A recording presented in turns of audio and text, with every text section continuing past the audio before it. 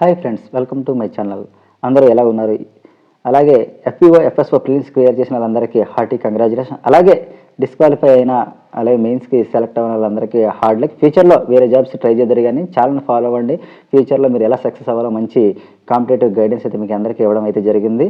Better luck for your future exams. అలాగే ఈరోజు మనం ఈ వీడియోలో forest beat officer, assistant beat officer main ఎగ్జామ్లో ఉన్న జనరల్ ఎస్ఏ పేపర్ ఎలా ఉంటుంది, అలాగే ప్రీవియస్ ఇయర్ పేపర్లో ఏ క్వశ్చన్స్ అడిగాడు, అలాగే రిలేటెడ్ టాపిక్ సంబంధించి ఎలాంటి క్వశ్చన్స్ అయితే ఉంటాయి ఈ వీడియోలో అయితే క్లియర్గా ఎక్స్ప్లెయిన్ చేస్తాను. నా యొక్క ఉన్న అనుభవం ప్రకారం ఈ యొక్క వీడియో అయితే చేయడం అయితే జరిగింది.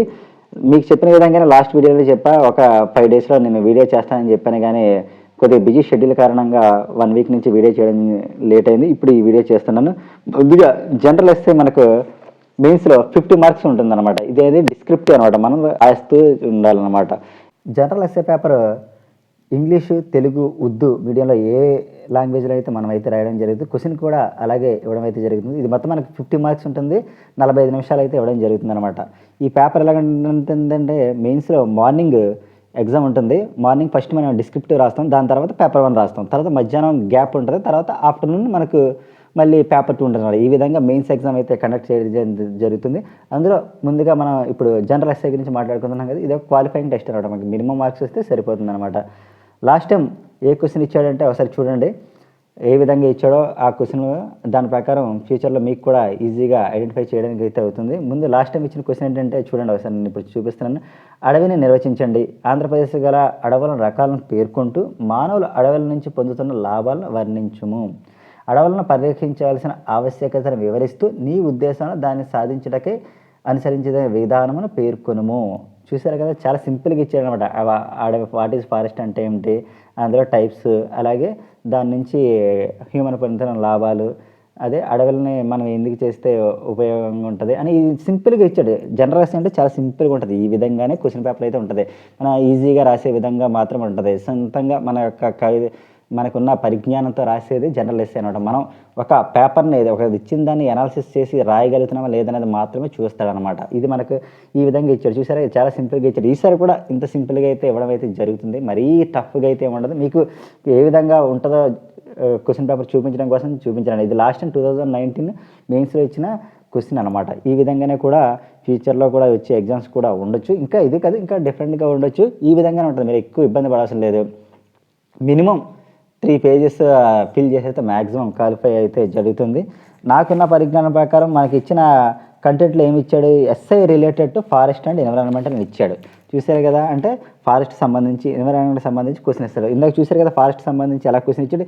ఈసారి కూడా అలాగే ఉండొచ్చు అనమాట. ఇంకా ఏ విధంగా ఉండొచ్చు అంటే నాకున్న అనుభవం ప్రకారం ఫారెస్ట్ వల్ల యూజెస్ ఏంటి, అడవులను మనం ఎందుకు కాపాడాలి, అడవి మీద ఆధారపడుతున్న జంతువులు ఏమేమి ఉన్నాయి, అలాగే వైల్డ్ లైఫ్ను ప్రొటెక్షన్ ఎలా చేయాలి, ఫారెస్ట్ వల్ల డిస్ట్రక్షన్ వల్ల వైల్డ్ లైఫ్ ఎలా ఇంపాక్ట్ అవుతుంది, ఫారెస్ట్ వల్ల వైల్డ్ లైఫ్ ఎలా ఉంటుంది, ఫారెస్ట్ ఫైర్స్ అంటే ఏమిటి, వాటి నష్టాలు ఏంటి, వాళ్ళని ఎలా అరికట్టాలి, అడవులని చాలా విధంగా నరికేస్తున్నారు, ఎందుకు నరికేస్తున్నారు, పోడు కల్టివేషన్ అంటే ఏంటి, పోడు కల్టివేషన్ మనం ఎలా ఆపగలము, అడవులని ఏపీలో ఎలా ఇంక్రీజ్ చేయాలి, అలాగే మొక్కల పెంపకం ఏ విధంగా చేసి మన అడవుల గ్రోత్ని ఇంక్రీజ్ చేయగలము, అడవుల వల్ల ఉపయోగాలు, మొక్కల వల్ల ఉపయోగాలు, అలాగే అడవులకి మానవులకి ఏ విధంగా అడవిని నాశనం చేస్తున్నారు, అలాగే ఈ టైప్స్ అయితే మ్యాక్సిమం అయితే జనరల్ ఎస్ఐ కాబట్టి ఇలాగే ఉండొచ్చు అనుకుంటున్నాను. ఫ్యూచర్లో కూడా నేను కొద్దిగా మీకు కావాల్సిన ఇన్ఫర్మేషన్ కోసం కొద్దిగా గ్యాదర్ చేసి చెప్తున్నాను అనమాట. ఈ విధంగా అయితే ఉండడం జరుగుతుంది. ఈ విధంగా ఇదంతా చూసాక ఫారెస్ట్ రిలేటెడ్ అనమాట. ఈ టైప్ ఉండొచ్చు. ఇందాక ఫస్ట్ క్వశ్చన్, ప్రీవియస్ క్వశ్చన్ చూసారు ఎలా ఉంటుందో, నేను ఇంకా కొద్దిగా ఇన్ఫర్మేషన్ కోసం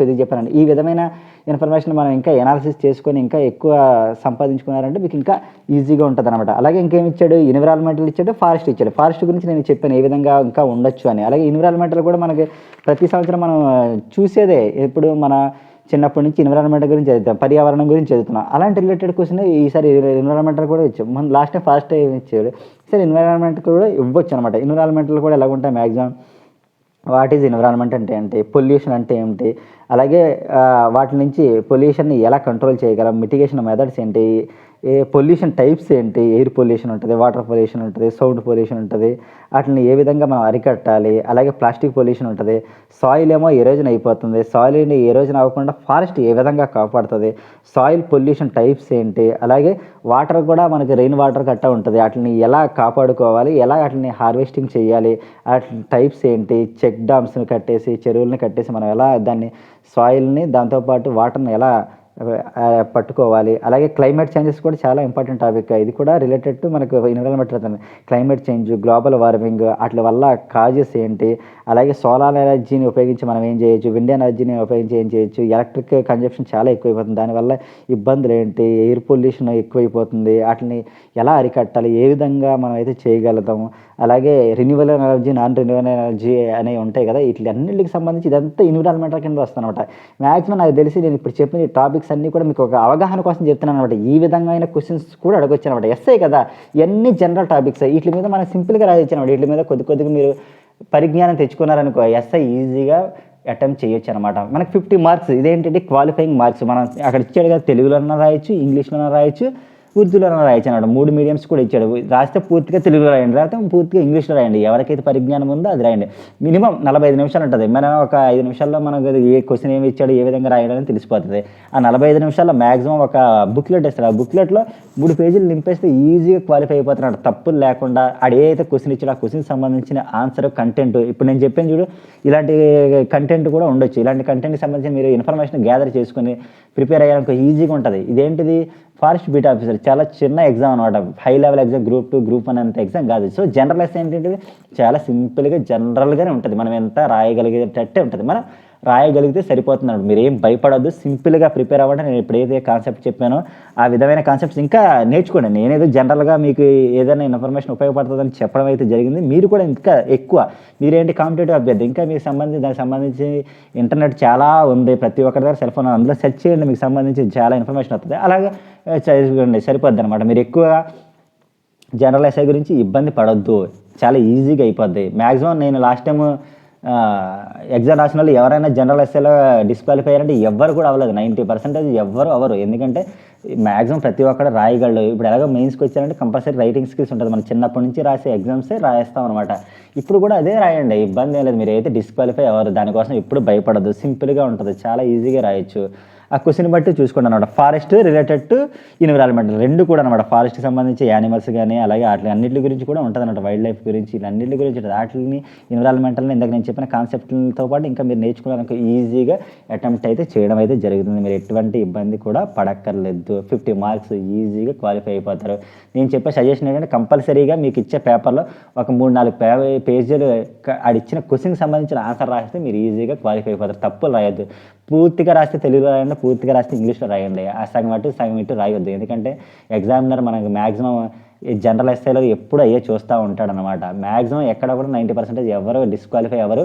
మ్యాక్సిమం అటెంప్ట్ చేయాలన్నమాట. మీరు భయపడిపోవద్దు, ఏదో ఒక టఫ్గా ఇచ్చేస్తాడు, ఏ విధంగా రాయగలమో జనరల్ ఎస్ఐ అంటే ఏమో అనుకుంటాడు. డిస్క్రిప్టివ్ కదా, వేరే చిన్నప్పటి నుంచి రాస్తున్నాం, అదే రాయండి, అంతకుమించి ఏముండదు. ఎగ్జామ్ కూడా అంత టఫ్గా అయితే ఉండదు. ఇందాక ప్రీవియస్ ఇయర్ పేపర్ కూడా చెప్పాను, చూశారు కదా, ఆ విధంగా చూడండి. ఇంకా మీకు ఏమైనా ఉంటే చూసుకోండి. ఈ విధంగా అయితే మీకైతే ఉంటుంది గైస్. చాలామంది ఆల్రెడీ ప్రిలిమ్స్ అయిపోయిన వాళ్ళు రెడీగా ఉన్నారు. ఇప్పటి నుంచే ప్రిపరేషన్ స్టార్ట్ చేయండి. మెయిన్స్ ఎగ్జామ్ ఎప్పుడు ఉంటుంది అని ఆలోచించకుండా ఇంకా దీనికి సంబంధించిన ఇన్ఫర్మేషన్ గ్యాదర్ చేస్తూ ప్రిపేర్ అవ్వండి. ఈ విధంగా అయితే జనరల్ ఎస్ఐ పేపర్ అయితే ఉంటుంది. ఆల్రెడీ నేను పేపర్ 2కి సంబంధించి ఎక్స్ట్రా సిలబస్ ఏంటి, ప్యాటర్న్ ఏంటి కూడా ఒకసారి చెప్పడం జరిగింది. కావాలంటే ఆ వీడియో కూడా చూడండి. మీకైతే హెల్ప్ అవుతుంది అనమాట. మిమ్మల్ని మంచి ముందుకు తీసుకెళ్లాలనే ఉద్దేశంతో ఈ యొక్క వీడియోలు అయితే చేయడం జరుగుతుంది. వేరే దానికి సంబంధించి డిస్టర్బెన్స్ అవ్వద్దు. అలాగే ఇంకా నెక్స్ట్ ఎలా చేయాలన్నది దానికి సంబంధించి నెక్స్ట్ వీడియోలో మళ్ళీ కూడా పేపర్ 1కి సంబంధించి కూడా ఇంకా కొన్ని కంటెంట్ ఉన్నాయి, కూడా నేను నా యొక్క ఎక్స్పీరియన్స్ మీతో షేర్ చేసుకుంటాను. ఇవన్నీ నా యొక్క అనుభవాలతో మాత్రమే చెప్పడం జరుగుతుంది. ఇందులో మీకు నచ్చినట్లయితే, కంటెంట్ నచ్చినట్లయితే ఛానల్ని సబ్స్క్రైబ్ చేయండి, లైక్ చేయండి. మీకు ఏం నచ్చిందో అది కామెంట్ చేయండి. మీకు ఏమైనా డౌట్స్ ఉంటే కామెంట్ చేయండి. దానికి సంబంధించి రిలేటెడ్గా మనం ఫ్యూచర్లో వీడియోస్ చేయొచ్చు. ఇంకా స్పోర్ట్స్ కోటా గురించి కూడా ఒక వీడియో అడిగారు. ఫ్యూచర్లో ఒక 2-3 రోజుల్లో దానికి సంబంధించి కూడా వీడియో చేయడం జరుగుతుంది. కొద్దిగా ఫ్రీ అయ్యాక చేయడం అయితే జరుగుతుంది.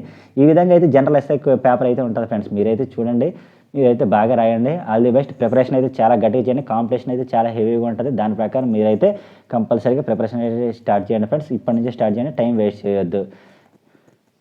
All the best guys.